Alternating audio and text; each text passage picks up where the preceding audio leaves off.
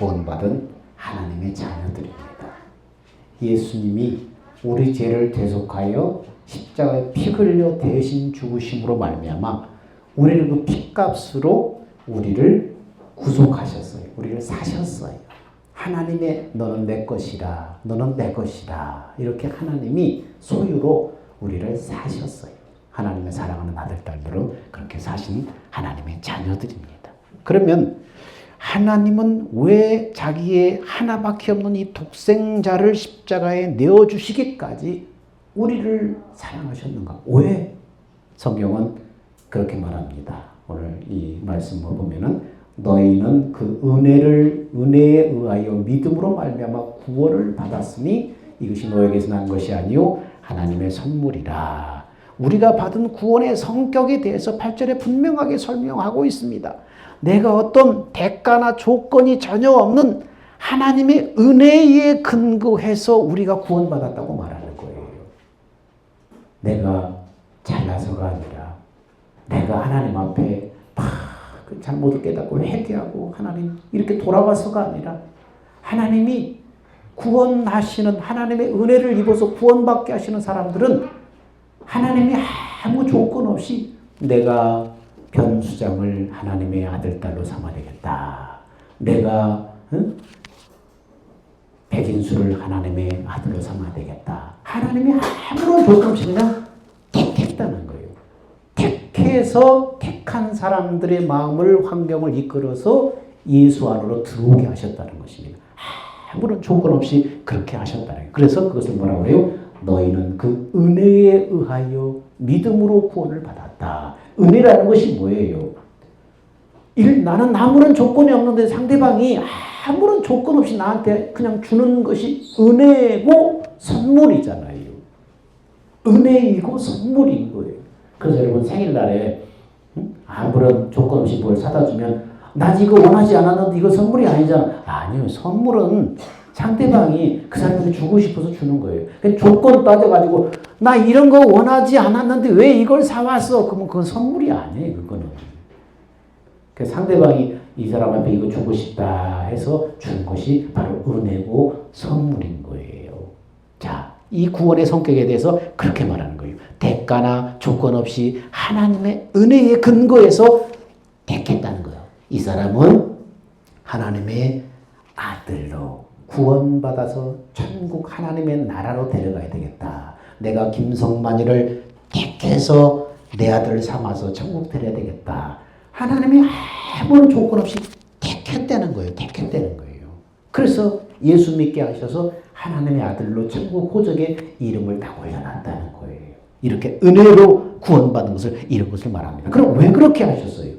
왜 아무런 조건 없이 자격도 없이 우리 같은 사람을 하나님의 예수님의 그 피값으로 내 죄를 다 씻어서 그 값으로 구원해 주신 이 목적이 뭐예요? 에베소서는 이렇게 말합니다. 그렇게 하신 목적을 이렇게 말해요.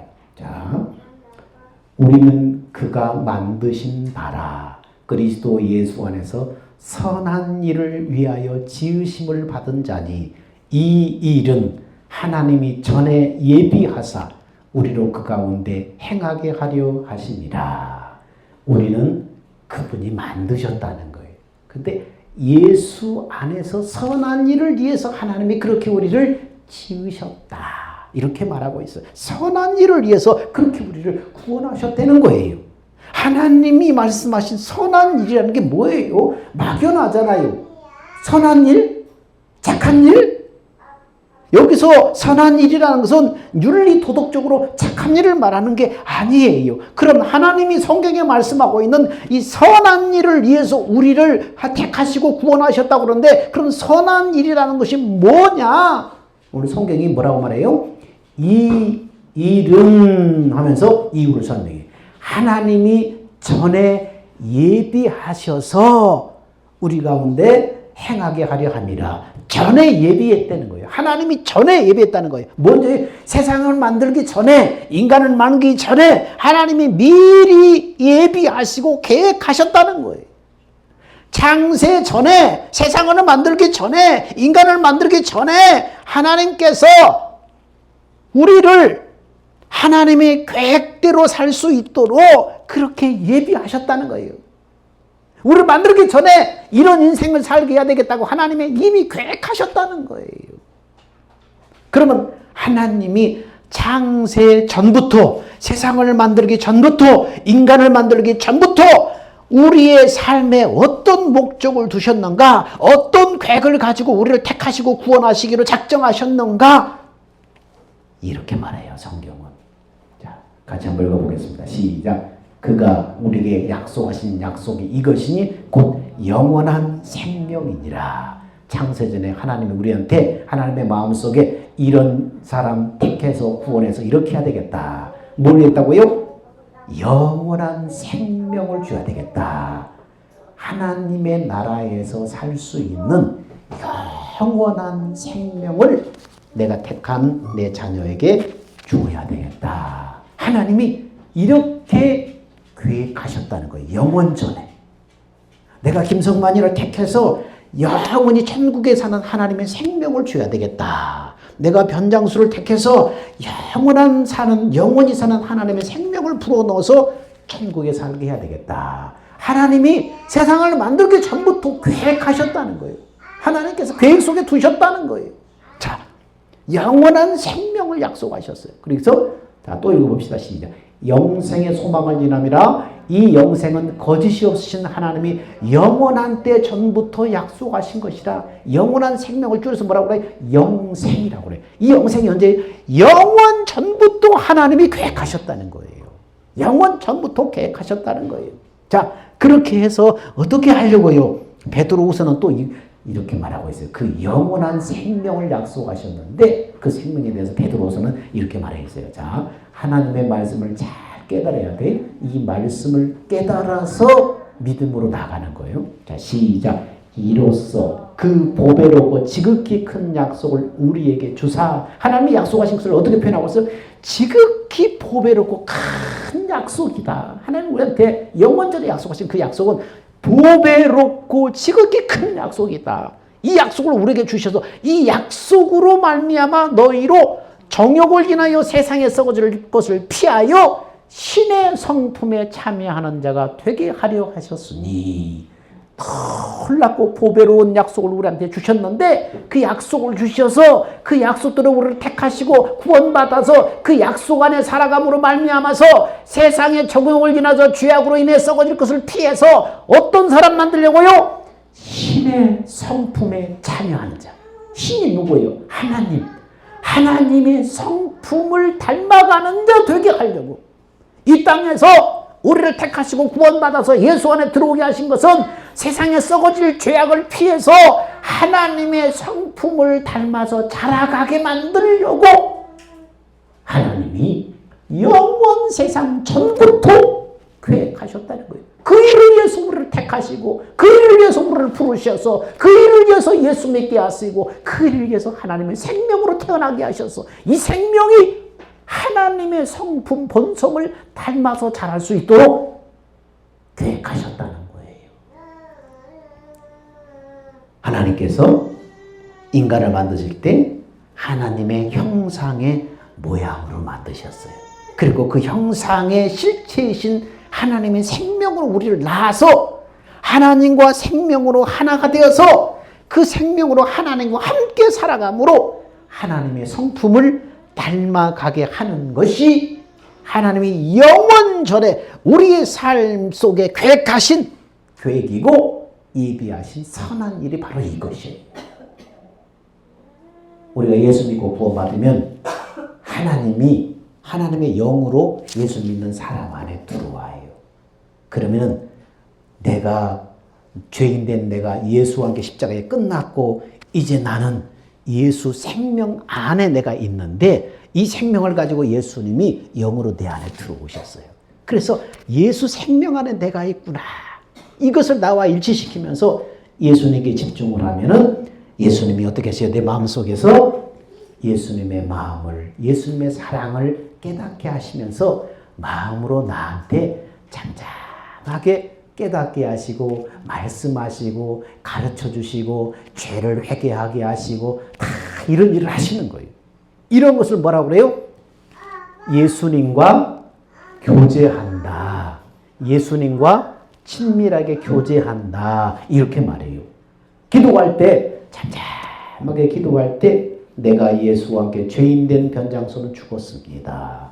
이제 나는 내 안에 오신 예수님 안에 내 생명이 있습니다. 왜냐하면 하나님이 예수 믿고 구원받은 사람 안에 영원지사는 하나님의 생명으로 나를 낳아주셨어요. 그 생명을 가지고 예수님이 내 안에 들어오셨어요. 그래서 예수 안에 내가 있습니다. 예수님 사랑합니다. 예수님 나에게 말씀하십시오. 이렇게 잠잠하게 그분한테 말씀하시고 그분께 물어보고 그분을 생각하고 이게 뭐예요? 예수님과 내가 친밀하게 교제하는 거예요. 친하게 교제하는 거예요. 기도가 뭘 물어봐야 될지 모르면은, 기도할 줄 모르면은, 내가 죄인된 내가 죽었습니다. 나는 예수님 안에 있습니다. 예수님 내 안에 계시지요. 예수님만 다 생각하면서, 하나님의 사랑을 생각하면서 그냥 쳐다보고 있으면 돼요. 친한 사람끼리는 어때요? 같은 공간에 있으면서 막 말을 해야지만, 여러분, 그게 진짜 친한 거예요? 아니에요. 그냥 아무 말이 없어도 같이 옆에만 있어도 돼요. 쳐다만 보고 있어도 돼요.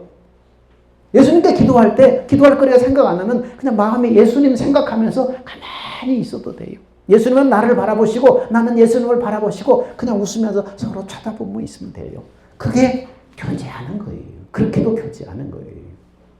그리고 할 말 있으면 그때 예수님한테 얘기하는 거예요. 하나님, 내가 어디 아파요. 하나님, 내 마음에 이리 갈등이 있어요.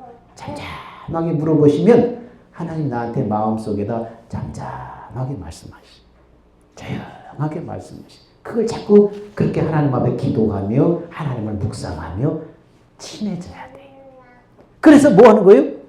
하나님의 마음을 닮아가게 하는 거예요.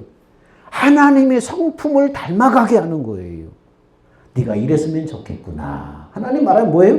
그게 하나님의 마음이고 성품이잖아요. 그대로 살면 하나님의 성품이 나한테 만들어지는 거예요. 이게 바로 하나님이 우리를 구원하기 전부터 계획하신 일이에요. 이게 선한 일이에요. 이게 만세전부터 예비하신 선한 일이에요. 자, 그러면서 빌립보서 말씀은 이렇게 말합니다. 오늘 우리가 읽은 빌립보서 1장 9절에 바울이 말합니다. 내가 너희를 위해서 기도하노라. 그러면서 11절까지 세 구절에 바울이 개척해서 이제 자란 지 얼마 안 되는 빌립보 성도들이 어떤 사람으로 어떤 그리스도인으로 성장했으면 좋겠다 하는 것을 그의 간절한 기도 속에다 넣어서 이렇게 표현해낸 것입니다.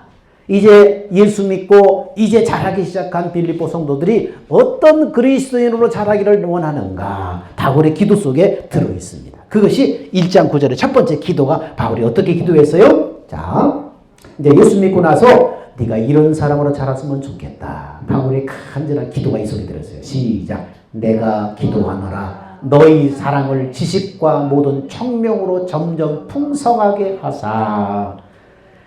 첫 번째 기도 내용은 빌립보 성도들의 사랑이 지금보다 더 풍성해지기를 원하는 것이었는데 그들의 사랑이 어떻게 풍성해지기를 원하는가?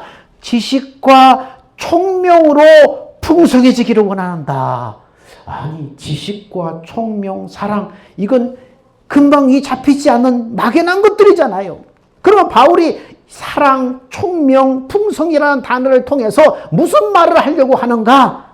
빌립보 성도들의 사랑이 더 풍성해지고 자라기를 원하는데 이 사랑이 하나님의 성품이고 본성이잖아요. 그 하나님의 성품으로 이 사랑이 자라기를 원하는데 이 바울이 사랑, 총명, 지식 이걸 당해서 빌립보 성도들이 어떻게 사랑으로 전하기를 원하는가?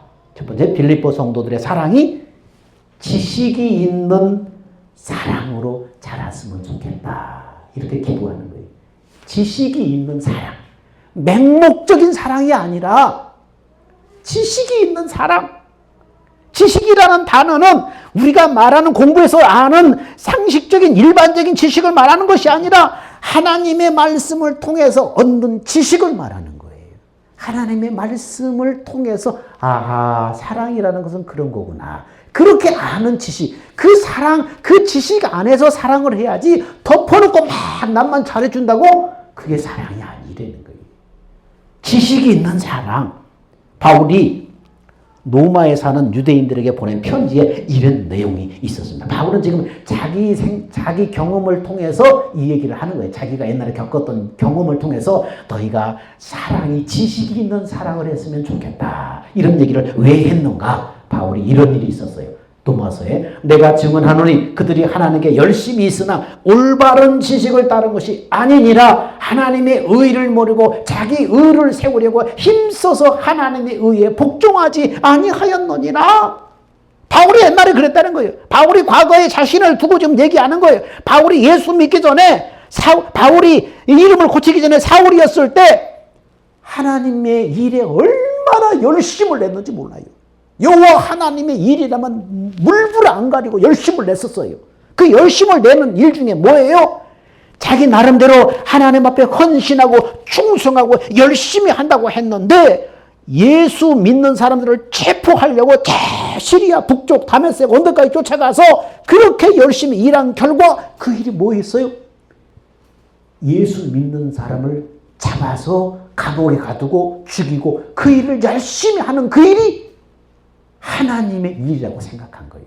하늘에 계신 그 구약부터 내려오신 그 하나님께 충성하고 잘 하나님 믿는 것이라고 생각했어요. 근데 그 하나님의 약속하신 바로 그 예수님이 와서 복음을 전했는데 그 예수와 그 예수 믿는 사람들은 이단이라고 생각해서 하나님을 믿는 신앙에 방해된다고 생각해서 그 사람들을 잡아서 죽이고 옥에 가두는 일에 열심을 냈단 말이에요. 나중에 알고 보니까 어떻게 해요? 내가 하나님의 일에 열심을 한 것이 아니고 하나님의 일을 도리어 회방하는 일에 열심을 했구나. 이렇게 된 거예요.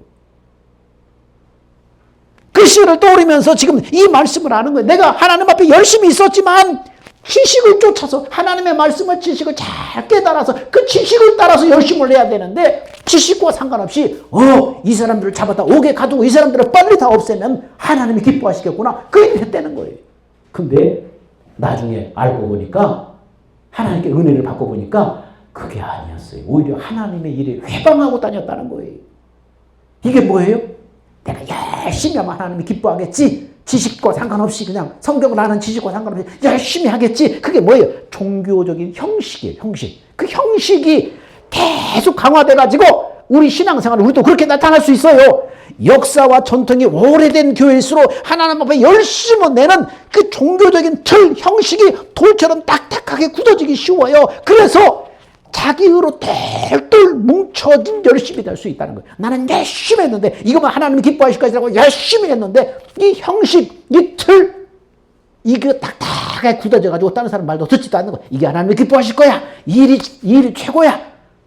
그렇게 자기 의로 똘똘 뭉쳐진 잘못된 열심이 될 수 있다는 거예요. 이것은 성경에 말씀하고 있는 복음의 진리, 올바른 지식을 쫓는 신앙이 아니라는 거예요. 그래서 지식 있는 사랑을 원해야 돼요. 말씀을 통해서 잘 깨달아서 올바른 사랑을 해야 된다는 거예요. 개척교회는 어떤 여목사님이 이제 힘들어가지고 병원에서 간병인을 가서 했대요. 근데 그 간병인을 하는데 병원에서 가장 힘든 사람이 누구냐면 교회 권사님들이라는 거예요. 병원에 가보면은 그 사람이 믿음이 다 드러나는 거예요. 바닥에 다 드러난다는 거예요. 차라리 교회에 다니지 않는 일반 사람들은 그래도 인사도 하고 인사치레도 하고 아이고 잠도 못 주는데 그냥 주무셔요 배려도 하는데 나이 든 권사님들은 담당 간병인들이 잠시라도 노는 꼴을 못 본다는 거예요.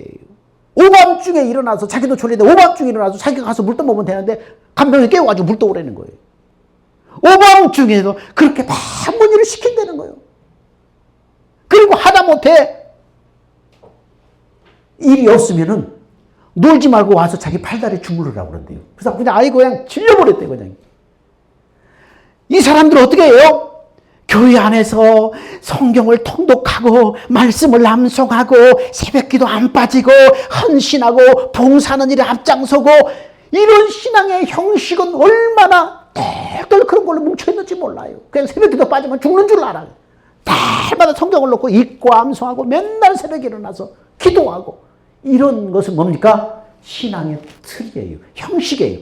근데 이렇게 하는 것이 하나님 앞에 열심인 줄 알고 이것만 똘똘 뭉쳐있는 자기 의로 똘똘 뭉쳐있어. 이렇게 하면 하나님 앞에 인정받을 것이라고 이런 신앙생활 하는 것으로 꽉 굳어져가지고 똘똘 뭉쳐있어요. 뭐가 없어요?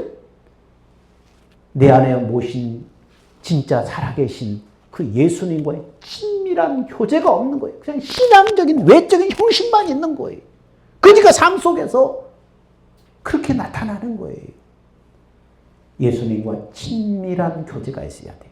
정말 내 안에 살아계신 주님 앞에 주님 물어보시고 주님이라면 어떻게 하실까 생각해보고 이 주님과 내 친밀하게 해서 주님이 시키는 대로 살면 그렇게 되질 않아요. 그래서 뭐라 그래요?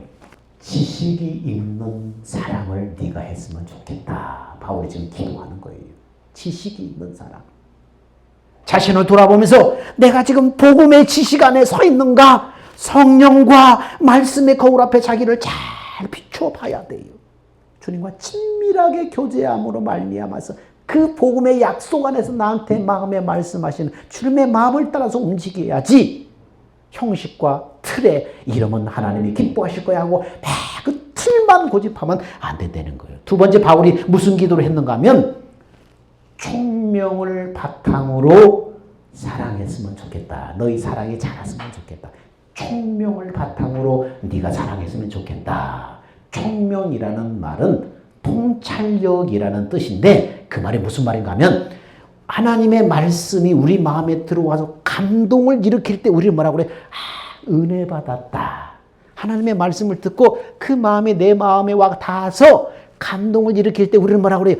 은혜 받았다라고 얘기하는 거예요. 그런데 이 은혜 받기 전에 우리 마음속에 일어나는 작용이 있어요. 이 감동과 은혜 받았다 하기 전에 우리 마음속에 그 전에 일어나는 작용이 뭐냐면 깨달음이에요. 깨달음. 아하, 깨달음. 그리고 나서 감동이 오는 거예요. 하나님의 말씀을 들을 때 그것이 내 마음속에 아하 깨달아지면서 고개가 끄덕여지는 것, 이걸 뭐라고 그래요? 총명이라고 그래요. 총명. 근데 너희 사랑이 이 총명을 바탕으로 사랑해야 된다. 하나님의 말씀이 내 안에 들어가서 내 영혼에 내 마음에 아하 포인트가 일어나서 눈이 바뀌고 관점이 바뀌고 생각이 바뀔 때 그때의 기쁨과 희열은 무엇과도 바꿀 수가 없어요. 기쁨과 그 깨달음 감사가 흘러나오기 때문에. 근데 이 총명이라는 헬라어 단어는 신약 성경에서 오직 오늘 우리가 읽은 여기밖에 안 나와요. 근데 이것은 깨닫는 총명인데 지식적으로만 깨달음을 말하는 것이 아니라 실천까지도 포함되는 그러한 단어예요. 우리가 사랑을 말할 때 사랑 막연하잖아요. 근데 거기서 그쳐버릴 수 있지만 기독교에서 말하는 사랑은 구체적인 실체가 있어요. 구체적인 실체. 예수님의 사랑을 말할 때 여러분 서로 사랑하십시오. 그렇게만 예수님이 말로만 했어요? 아니요. 예수님은 사랑을 얘기하면서 그 사랑을 직접 몸소 실천했잖아요. 어디서요? 십자가에 자기 자신을 십자가에 못 박혀 그 사람들을 대신해서 죽어주심으로 말미암아 실천을 했잖아요. 기독교 사랑은 실천까지 포함된 그런 사랑을 말하는 거예요. 그런 사랑. 이게 뭡니까? 총명을 바탕으로 하는 사랑을 말하는 것입니다.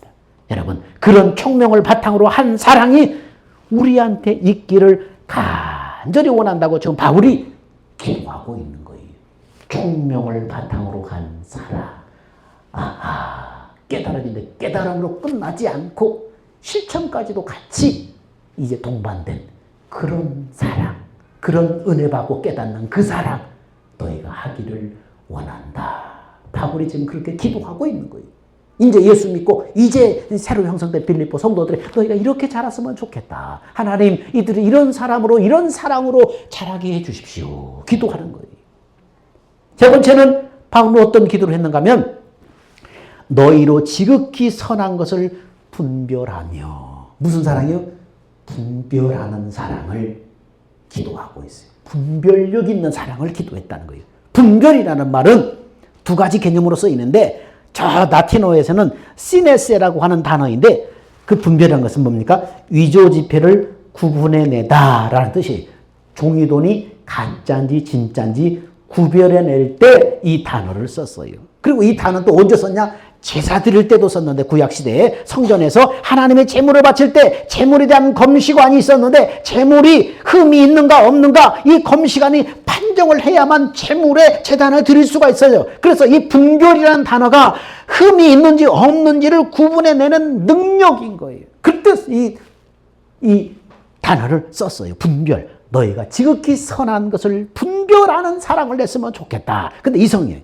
그리고 구약성경에는 경영이라는 단어로 표현되어 있는데 사람들이 일반적으로 경영 말할 때는 정치, 경제 이런 것에 대해서 용어로 알고 있지만 그 원래는 뭡니까? 성경에 있어요. 성경. 그 어원이 성경에 있어요. 히브리 말로 경영은 뭐냐면 더 중요한 것과 덜 중요한 것, 먼저 해야 될 것과 나중에 해야 될 것을 분별하는 능력이 뭡니까? 바로 경영이라는 단어, 분별이라는 단어의 원래 뜻이라는 것입니다. 이것들이 사랑을 하는데 꼭 필요한 능력이라는 거예요. 이것들이 무엇이 선한가, 무엇이 가짜인가, 무엇이 진짜인가, 정말 흠이 있는가 없는가, 무엇이 더 중요하고 무엇이 안 중요하고 뭘 먼저 해야 되고 뭘 나중에 해야 되는지 이걸 분별하는 사랑, 이 분별하는 사랑, 이 사랑을 너희가 해야 된다. 무턱대고 사랑이라고 하니까 인간적인 사랑으로 하는 것이 아니라 이렇게 사랑해야 된다. 사랑이라고 다 같은 사랑이 아니에요. 진짜인지 가짜인지 흠이 있는지 없는지 뭐가 덜 중요하고 더 중요한지 무엇부터 먼저 해야 되는지 이걸 분별하는 사랑이 너희가 풍성해지기를 내가 하나님 앞에 기도한다. 이렇게 하는 거예요. 왜요? 우리의 사랑은 너무나 욕심과 이기심으로 다 왜곡되고 이그러져 있기 때문에 인간의 사랑은 너무나 많이 왜곡되어 있기 때문에 그래요. 여러분 세상에서 가장 아름다운 말이 사랑이라는 말입니다. 하나님도 자신을 사랑이라고 하셨어요. 근데 잘못된 사랑도 있다는 거예요. 말세에는 자기를 사랑하고 돈을 사랑하고 쾌락 사랑하기를 하나님 사랑하는 것보다 더한다. 사랑은 다 똑같은 사랑인데 분별하지 못하면 다 같은 사랑이라고 오해한다는 거예요. 여러분 학생들의 인권을 생각해서 사랑해서 만든 인권 학생 인권 조례법이라는 것이 뭡니까? 청소년들의 임신 출산 이런 것을 인권이라는 이름으로 간섭하지 말라는 거예요. 배가 남산만하게 임신해도 학교 못 나오게 하지 말라는 거예요. 그냥 딴 데 가면 교제를 해도 학생들을 해도 놔두라는 거예요. 간섭하지 말라는 거예요. 이게 사랑이에요? 말세는 자기를 사랑하고 돈을 사랑하고 쾌락을 사랑하는데 이 사랑으로 학생들을 사랑한다는 미명 아래 어느 것도 지도할 수 없게 만드는 거예요. 그냥 성에 대해서 그냥 자유하게 놔두는 거예요. 이건 성적인 타락을 주장하는 거지 사랑이 아니에요. 여러분 말세에 고통하는 때는 사랑이 적어서가 문제가 아니라 분별 없는 잘못된 사랑이 문제인 거예요. 분별이 필요한 거예요. 이게 잘못된 건가 잘된 건가 뭐가 중요한가 뭐가 먼저인가 이걸 구별하는 사랑이에요. 여러분 2011년에 대한민국에 충격을 빠뜨린 사건이 있었죠. 고등학교 3학년 이 강준수라는 이 학생이 어머니를 살해해서 시신과 함께 8개월 동안 한 집에서 지내다가 체포됐어요. 근데 이 사건의 이면에는 뭐가 있어요?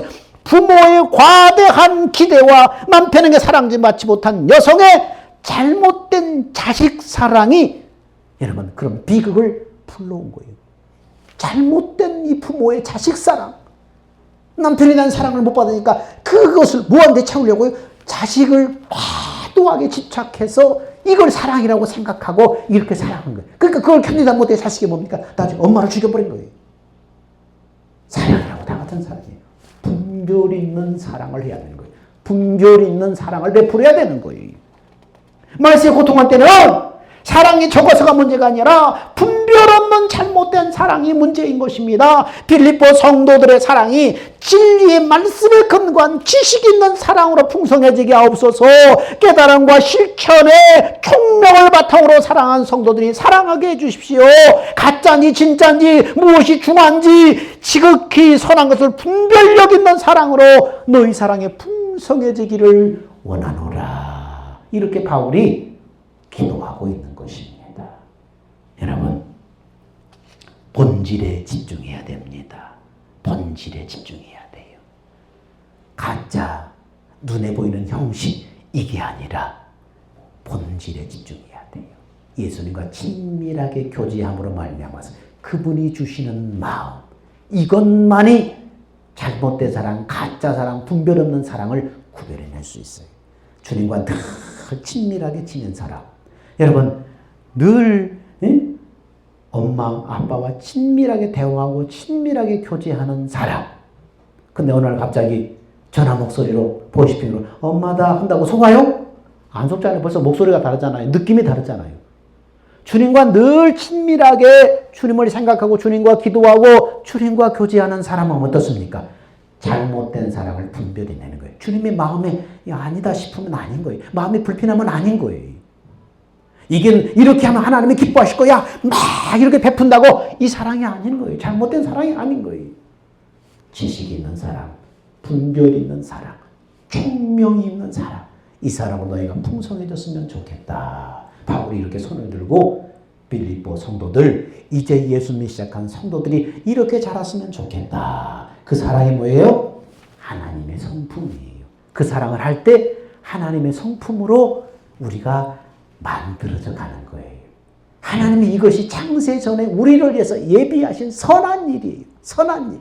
이렇게 살다가 우리 육신을 벗은 다음에 하나님의 나라로 들어가면 어떻습니까? 하나님의 나라에서 살 수 있는 그런 하나님의 자녀들로 다 자랑스럽게 세워지게 되는 것입니다. 그 나라에 합당한 사람으로 준비되는 것입니다. 사랑하는 여러분, 하나님이 영원전에 우리를 위해서 예비하신 선한 일, 하나님의 성품으로 우리를 빚어지는 거예요. 예수님과 잘 교제해서 친밀하게 신앙생활함으로 말미암아서 하나님이 가르쳐주시는 사랑, 하나님이 가르쳐주시는 분별력, 하나님이 가르쳐주시는 이 총명함, 그걸로 사랑을 하고 사랑을 베품으로 하나님의 성품, 신의 성품을 닮아가는 여러분 되시기를 주의 이름으로 축원합니다. 기도하겠습니다. 사랑과 은혜가 풍성하신 아버지 하나님, 은혜와 사랑을 감사합니다. 우리는 누구입니까? 만세 전부터 선한 일을 위해서 지음받은 자입니다.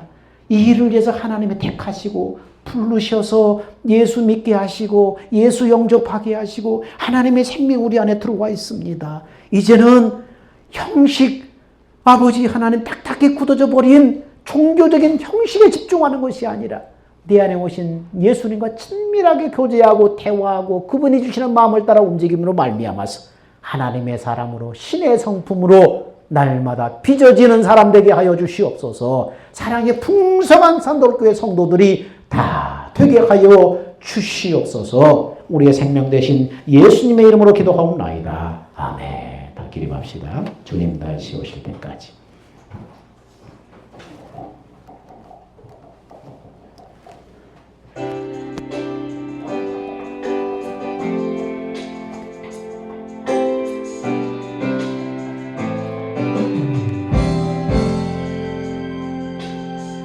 주님 다시 오실 때까지 나는 이 길을 가리라.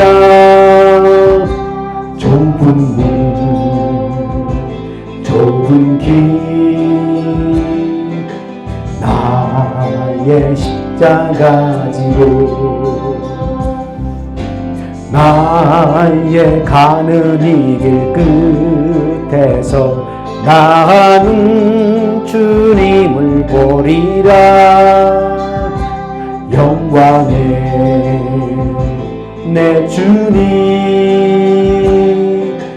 나를 맞아주시니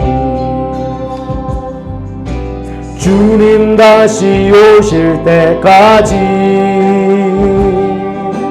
나는 일어나 달려가리라. 주의 영광 온 땅 덮을 때 나는 일어나 노래하리.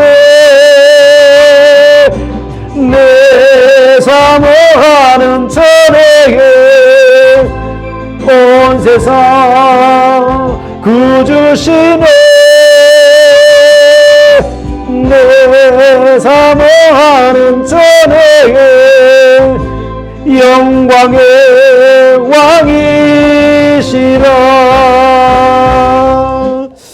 이제는 우리 주 예수 그리스도의 은혜와 하나님의 사랑하심과 성령님의 우리 안에 내주하시고 말씀하심이 하나님이 창세전에 선한 일을 위해서 예비하신 하나님의 사람들, 그 목적에 맞게 지식의 풍성한 사랑, 총명 있는 사랑, 분별력 있는 사랑을 베품으로 하나님을 닮아가기를 원하는 사랑하는 성도들의 그 은혜와 실천 위에 이제부터 영원 무궁토록 함께 있을지어다. 아멘.